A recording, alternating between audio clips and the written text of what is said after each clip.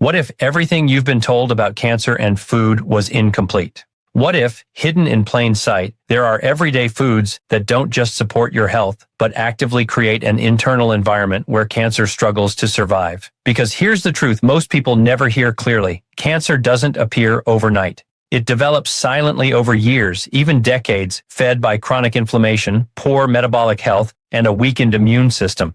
But the opposite is also true.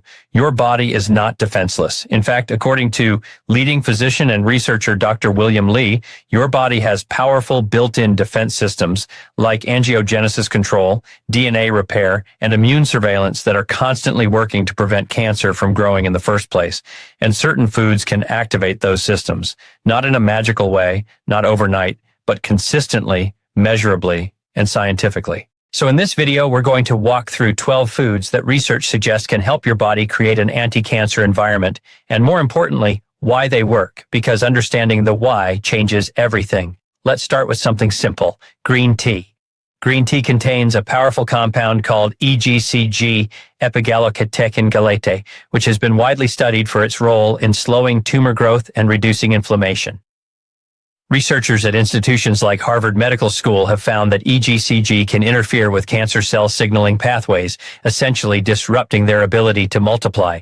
But here's what matters more. Green tea doesn't kill cancer like a drug. It creates conditions that make it harder for cancer to thrive, and that distinction is critical. Next, cruciferous vegetables like broccoli, cauliflower, kale, and Brussels sprouts contain sulforaphane, a compound that activates detoxification enzymes and helps your body eliminate carcinogens. And according to research published in the Journal of Nutrition, sulforaphane also supports apoptosis, the process where damaged or abnormal cells self-destruct before becoming dangerous, so your body already knows how to eliminate potential cancer cells. It just needs the right support. Now let's talk about berries. Blueberries, strawberries, raspberries. They're packed with antioxidants like anthocyanins and ellagic acid, which help reduce oxidative stress, one of the major drivers of DNA damage. And researchers like Dr. David Sinclair have emphasized how oxidative damage accelerates not just aging, but disease processes like cancer. So when you eat berries regularly, you're not just eating fruit, you're reducing one of the root causes of cellular breakdown. Next is turmeric, which contains curcumin, one of the most studied natural compounds in modern medicine. Curcumin has been shown in hundreds of studies to reduce inflammation, inhibit tumor growth, and interfere with cancer cell survival mechanisms. But here's something most people miss. Curcumin is poorly absorbed on its own, and when combined with black pepper, its absorption increases dramatically, showing how small details can make a big difference. Now let's move to garlic, which contains sulfur compounds like allicin that support immune function and reduce the activation of carcinogens. And population studies have linked higher garlic consumption with lower risks of certain cancers, particularly in the digestive system, reinforcing that garlic doesn't act like a drug but strengthens your body's ability to defend itself. Tomatoes are next, rich in lycopene, a powerful antioxidant linked to reduced risk of prostate cancer. And interestingly, cooked tomatoes actually increase lycopene availability, meaning foods like tomato sauce can be even more beneficial than raw tomatoes, challenging the assumption that raw is always better. Then we have fatty fish like salmon, sardines, and mackerel, which are high in omega-3 fatty acids that reduce chronic inflammation, one of the most consistent underlying factors in cancer development. And experts like Dr. Barry Sears have long emphasized that controlling inflammation is key to long-term health. So when you eat omega-3 rich foods, you're lowering one of cancer's primary drivers.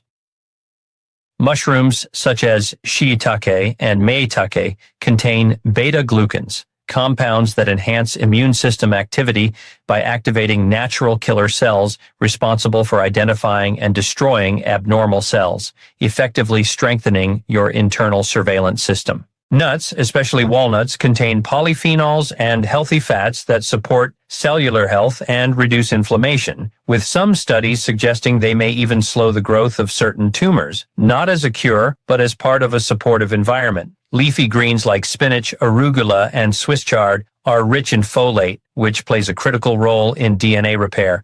And when DNA damage isn't properly repaired, mutations can accumulate and increase cancer risk, making these greens fundamental for long-term cellular protection. Beans and legumes such as lentils, chickpeas, and black beans are high in fiber, and fiber feeds your gut microbiome, which influences inflammation, immune function, and how your body responds to potential cancer cells, with researchers like Dr. Justin Sonnenberg showing that a diverse, fiber-rich diet supports a healthier microbiome and stronger disease resistance. Finally, extra virgin olive oil contains polyphenols with anti-inflammatory and antioxidant effects, and the Mediterranean diet, rich in olive oil, has consistently been associated with lower cancer rates. But here's the key takeaway. No single food kills cancer. That idea is oversimplified and misleading. Cancer is complex, influenced by genetics, environment, lifestyle, and long-term habits. But what these foods do collectively is shift your internal environment. They reduce inflammation, support your immune system, improve metabolic health, and enhance your body's natural defense mechanisms.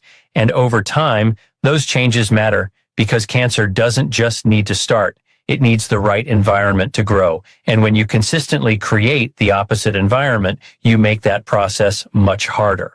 So instead of asking what food kills cancer, a better question is what kind of daily habits make cancer less likely to survive in your body, because that's where real power lies, not in a single miracle solution, but in consistent evidence-based choices that work with your biology, not against it. And the best part is these are foods you can start including today without extreme diets or complicated protocols, just small, consistent shifts that can make a profound difference in how your body functions and protects you, because your body is not weak. It's incredibly intelligent. It just needs the right support. And now you know where to start.